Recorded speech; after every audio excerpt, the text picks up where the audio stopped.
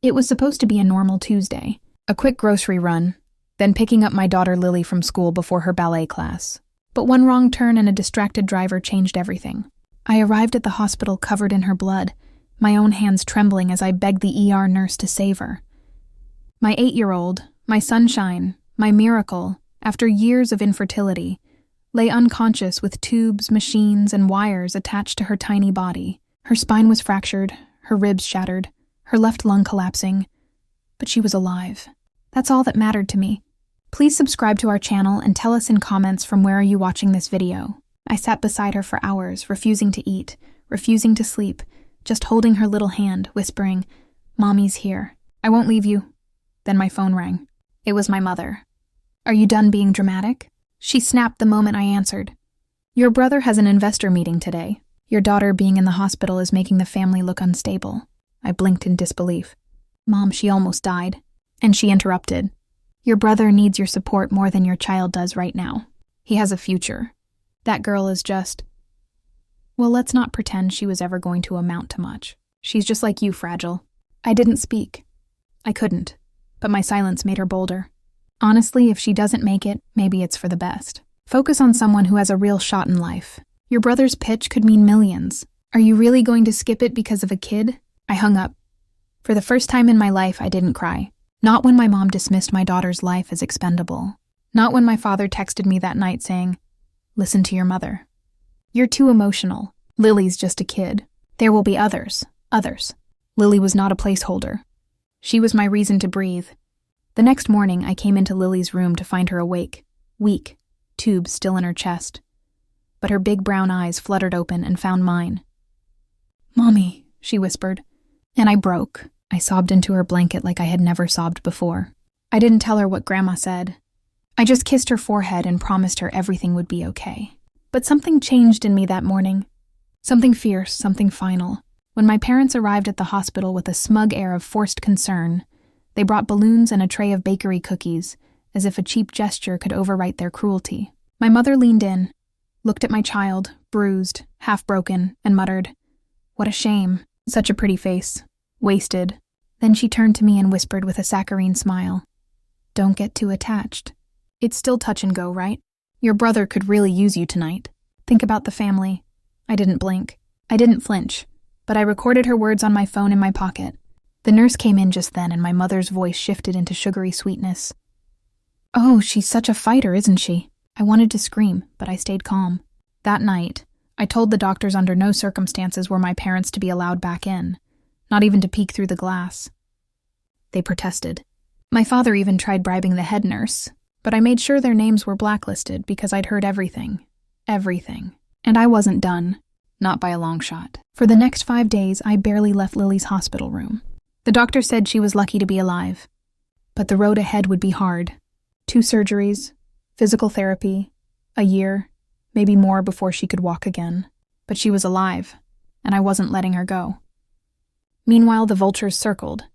My brother Daniel called once, not to ask how Lily was doing, but to complain. "You could have come to the pitch, you know," he said. "We lost the investor." Dad's furious. "You're being selfish as always." I stared at the phone in disbelief. "Selfish?" he scoffed. "Come on, she's stable now. You clinging to her bedside won't change anything. I needed you. She's 8, Daniel. She almost died. And I'm 29. I almost lost a $2.3 million deal." That was the last thing he said before hanging up. The next day, I got an email from my father. He wrote, "Your behavior is becoming embarrassing. Family doesn't abandon family, especially not in front of investors. Your daughter's accident, while unfortunate, should not derail everyone else's life. We raised you better than this." It was signed, "Regards, Dad."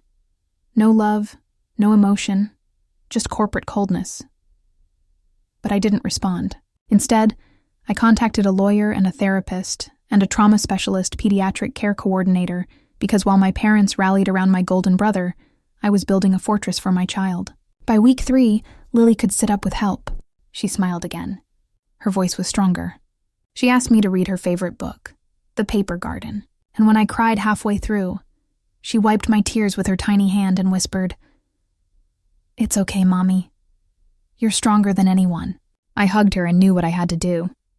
My parents had always treated me like the family burden, Too soft, too emotional, too unlike Daniel, who they called the future. When I graduated with honors, they skipped my ceremony for a real estate auction. When I had a miscarriage 3 years ago, my mother told me, God takes the weak. And when Lily was born prematurely, they visited once, brought no gift, and said, she better not slow you down. But I stayed quiet for too long. Not anymore. I took all the recordings, every voicemail, every cruel comment from my mother's hospital visit, the laugh, the let her die remark, the investment emails my father had forwarded pressuring me to leave the hospital mid-surgery. Then I sent everything to the board of directors of my father's company, to the wives of my father's golf club friends, to the CEO who had been evaluating Daniel's pitch, and I attached a simple caption. This is what they consider family values. What followed was nuclear. My father was called into emergency meetings. Daniel's funding evaporated overnight, and I moved Lily to a private pediatric recovery center on the coast, using the emergency trust fund my grandmother had left me, the same one my parents always pretended didn't exist. I changed our number, filed a legal restraining order, blocked every number they tried to use, and finally, in a calm, well-lit courtroom 2 weeks later, I faced my parents during the hearing and read the final sentence of the therapist's report aloud. The child's trauma was worsened not by the accident, but by emotional negligence and verbal abuse from her own blood relatives. The judge nodded slowly, and then I said the words. I never thought I'd have the courage to say, my daughter is not disposable, and I am no longer your daughter. 3 months passed. Lily had learned how to walk again. Slow, shaky steps between parallel bars. Her face lit up with determination. Every time she stumbled, she laughed. And every time she laughed, I cried quietly, privately, because her resilience had rebuilt the parts of me I didn't even know were broken. Our world was peaceful now. No surprise phone calls, no forced dinners, no venom in the form of fake concern. We rented a small beachside apartment where the sea whispered instead of my mother's voice echoing through my skull. Until one morning, the past came knocking. Not a figure of speech.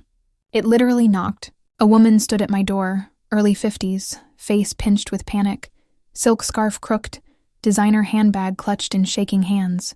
My mother. Behind her, just stepping out of a black sedan, was my father. I didn't move. Sweetie, she started, smiling like nothing had happened. We're here to see Lily. My heart dropped, but I stayed still. I read what you posted, she said, shifting uneasily. That wasn't fair. You were upset. You took it out of context. She heard you say it. I replied coldly. You laughed. My father stepped forward, arms out like he was delivering a sermon. Enough of this melodrama. Do you think destroying your own family makes you a hero? Do you know how hard it's been for us? Hard for them? You came to see Lily? I asked. That's funny because last I checked, you said she was an inconvenience. My mom's voice dropped to a hiss. She's still your responsibility, not ours. But if you post one more thing about this, we'll sue for defamation. I stared at them. Then I opened the door wider, just enough to let Lily peek through. She stood there in her tiny pink robe, clutching a soft bear, her eyes curious. My mother smiled wide. Hi, sweetheart. Nana came to visit. Lily looked at her for a long time, then turned to me and whispered, Is she the lady who laughed when I almost died? My mother froze.